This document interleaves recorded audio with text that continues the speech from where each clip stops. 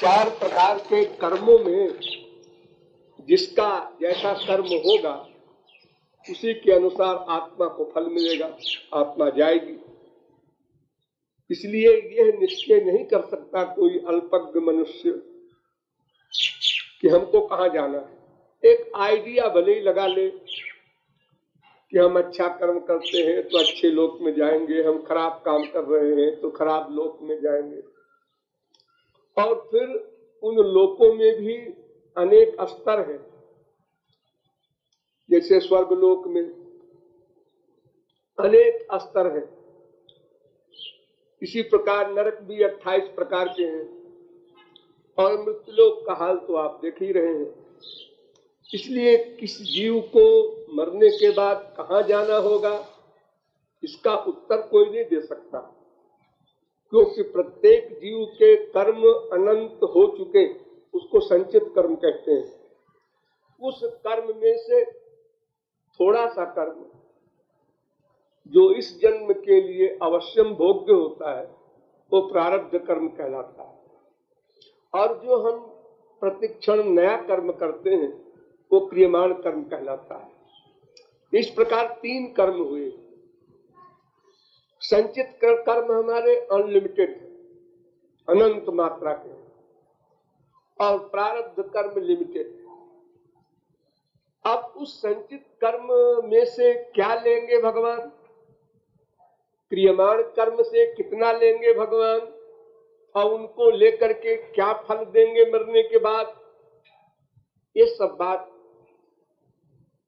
किसी की बुद्धि में नहीं आ सकती। लेकिन मनुष्य को यही सोचना चाहिए कि हमको गुणातीत कर्म करना है, क्योंकि हर एक व्यक्ति दुखी है और वो मुक्ति चाहता है, दुखों से छुटकारा चाहता है और परमानंद चाहता है। ये हर एक का नेचर है, और परमानंद श्री कृष्ण की भक्ति से ही मिलेगा। इसलिए श्री कृष्ण भक्ति पर ही सदा ध्यान देना चाहिए, और कोई कर्म ऐसा नहीं है जो हमें मुक्त कर सके।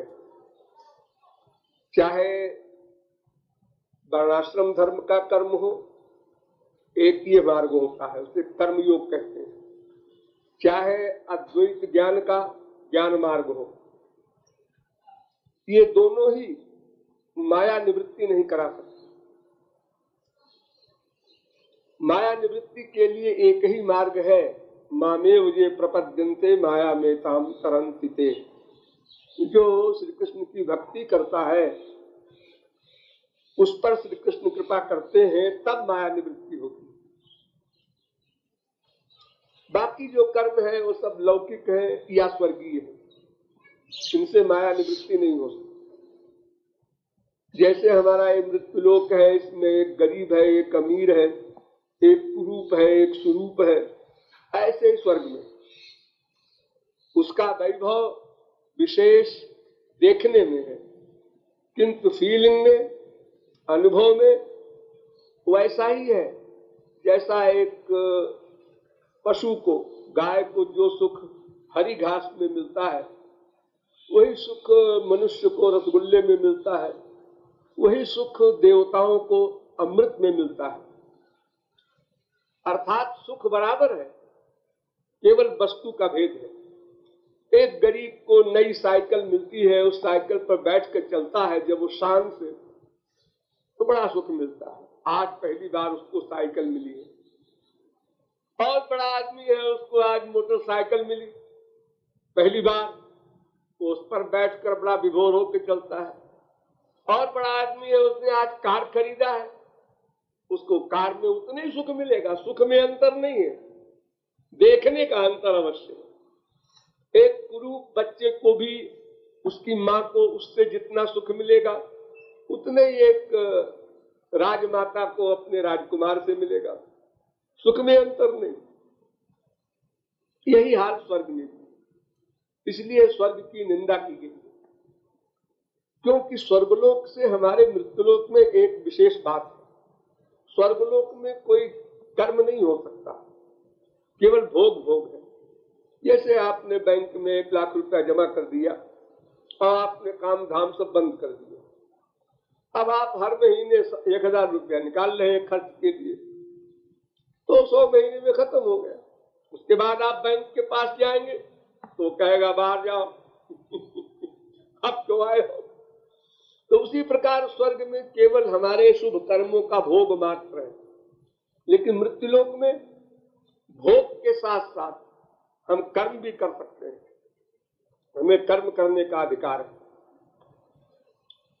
इसलिए देवता लोग भी मनुष्य का शरीर चाहते हैं कि हमने गलत किया, जो कर्म धर्म का पालन किया और उसका फल मिला स्वर्ग, और वो पुण्य समाप्त हो गया, बैंक बैलेंस समाप्त हो गया, तो फिर कुत्ते बिल्ली गधे की योनियों में पटक दिए गए और मनुष्य बन जाए एक बार और गुणातीत धर्म का पालन करें, अर्थात श्री कृष्ण की भक्ति करें, तो संपूर्ण प्रपंच से, माया से, त्रिगुण से, त्रिकर्म से, त्रिदोष से, पंचक्लेश से, पंचकोश से, सबसे परे हो जाए, सदा को छुट्टी मिले। मुक्ति माने छुट्टी, फिर उसको बंधन न हो, संसार में न आना पड़े। इसलिए आत्मा को कहाँ जाना है मरने के बाद, इस प्रश्न के बजाय हमको यही प्रश्न समझना है कि हाँ, हमें करना क्या है कि हम ऐसी जगह जाएं जहां से लौट के न आना पड़े। भगवान ने गीता में कहा, यद गत्वा न निवर्तन्ते, जहां जाकर नहीं लौटना पड़ता और जहां सदा आनंद ही आनंद रहता है, वो मेरा धाम है, भगवान का लोक है।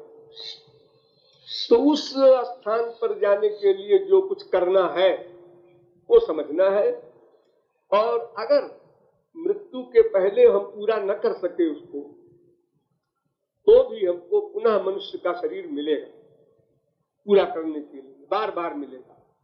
और यदि हम श्री कृष्ण भक्ति नहीं करेंगे तो कर्म के द्वारा ये जो मानव देह मिला है पुनः शीघ्र नहीं मिलेगा। आकर 4,84,000 योनि भ्रमत यह जीव अविनाशी, तो कबहू करी करुणा नर देही देत ईश बिन हेतु सनेही। करोड़ों बार 84 लाख में घूमने के बाद फिर कभी मानव देह मिलता है, तो कम से कम मानव देह तो मिल जाए, इतना तो कर ले। अगर कोई कहे कि भाई हम इतने मजबूर हैं, हमारे पास समय नहीं है, कोई कारण है, तो इतना तो कम से कम उसे कर लेना चाहिए कि मरने के बाद मनुष्य का शरीर तो मिले। तो अगर इतनी साधना भी नहीं करता है तो फिर तो नरक मिले तो गलत, स्वर्ग मिले तो गलत, और मनुष्य के अलावा और कोई योनि मिले तो गलत, क्योंकि कर्म तो कर ही नहीं सकते कहीं भी। कर्म करने का अधिकार केवल मानव देह में। 84 लाख प्रकार के शरीर होते हुए भी इसमें देवताओं का शरीर भी शामिल है। कर्म करने का अधिकार केवल मनुष्य को है। स्वामी जी, ये कर्म जो है, मैं समझ रहा हूँ ये कोई काम कर रहा हूँ कि अच्छा है, और भगवान से कह रहा है अच्छा नहीं है, तो ये कैसे? मैं तो कोई काम कर रहा हूँ अच्छा करके, मेरा दिल माना भाई अच्छा काम कर दिया, और मरने के बाद में वो गलत हुआ, इसकी क्या पहचान होगी? जो वेदों शास्त्रों पुराणों में कर्म कहा गया है अच्छा, वो हमको समझना होगा और वैसे ही करना होगा, अपनी समझ से नहीं। देखो, दुनियावी गवर्नमेंट है, हम ये कहें कि जो हमारी कॉमन सेंस में आती है हम वो कानून मानते हैं, तो गवर्नमेंट माफ नहीं करेगी। गवर्नमेंट कहती है तुम हमारे देश में रहते हो, हम तुम्हारे लिए बहुत कुछ करते हैं, तो हमारे जो कानून, किस डिपार्टमेंट के जो कानून है उनको आप समझिए और उसका पालन कीजिए। नहीं पालन करेंगे तो दंड मिलेगा। कॉमन सेंस से काम नहीं चलेगा। और भाई एक जगह एक देश में ब्लैक मार्केटिंग में फांसी होती है, एक देश में सजा होती है, एक देश में जुर्माना होता है। अब इंडिया का कानून रसिया में लागू नहीं होता। तो इसलिए कर्म क्या है इसकी परिभाषा भी शास्त्रों वेदों से समझनी पड़ेगी। अपनी समझ से तो कुछ भी किया जाएगा गलत हो सकता है, उसमें कोई सही भी हो जाए, लेकिन कोई भरोसे का नहीं, क्योंकि अपनी अकल कितनी है। हम जो कुछ भी अकल सीखे हैं पैदा होने से अब तक, वो अपने साथियों से सीखे हैं, किताबों से सीखे हैं, गलत लोगों के संग में रहे हैं। तो जो महापुरुष हुए हैं या भगवान हैं, वो सही बात बोल सकते हैं, सही बात लिख सकते हैं। तो उनकी बात, उनके कानून, उनके बताए हुए कर्म हमको समझने पड़ेंगे। थोड़ा बहुत तो प्रकाश डाल दो साहब कर्मों के ऊपर, कर्मों के ऊपर, श्रेष्ठ कर्म हो गए, थोड़ा बहुत तो प्रकाश डाल दो। कर्म से मुक्ति होना ही नहीं है तो क्यों उसका प्रकाश चाहते हो? कर्म तो केवल शरीर चलाने के लिए मनुष्य करता है, करना पड़ता है। बाकी कर्म तो इंद्रियों का वर्ग है, इससे कुछ परमार्थ नहीं बनता। परमार्थ के लिए तो मन से भक्ति करनी होगी, वहां कर्म नहीं काम देगा। भक्ति और कर्म दोनों चीज। हाँ, हाथ पैर इंद्रियों से कर्म करो, मन से भक्ति करो, यही गीता का कर्म योग है। कर्म के लिए तो मुझे एक जो श्रेष्ठ कर्म हो, एक आध का तो प्रकाश डालो। श्रेष्ठ कर्म सब है, अगर मन श्री कृष्ण भक्ति करता है तो। अर्जुन हजारों खून करता है, वो भी श्रेष्ठ कर्म है। हनुमान जी करोड़ों ब्रह्म हत्या करते हैं, वो भी श्रेष्ठ कर्म है, क्योंकि उनका मन भगवान में। अगर मन भगवान में नहीं है अटैच्ड, तो आप अच्छा कर्म भी करें तो खराब। वो 0 में गुणा करें आप 1 लाख से, 1 करोड़ से, 0 आएगा।